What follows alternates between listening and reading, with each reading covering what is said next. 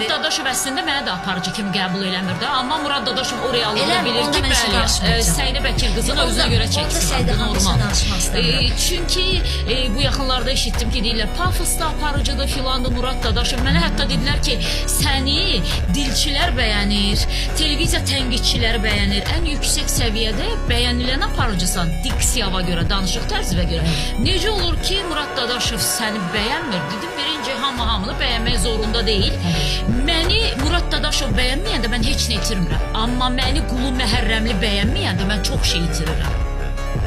Məni Etibar Babayev bəyənməyəndə mən çox şey itirirəm. Məni Badu Karovin də bəyənməyəndə mən heç nə itirmirəm. Televiziyanın peşəkarı olmayan adam məni nə qədər bəyənmir, bəyənməsin. Heç vecimə də deyil.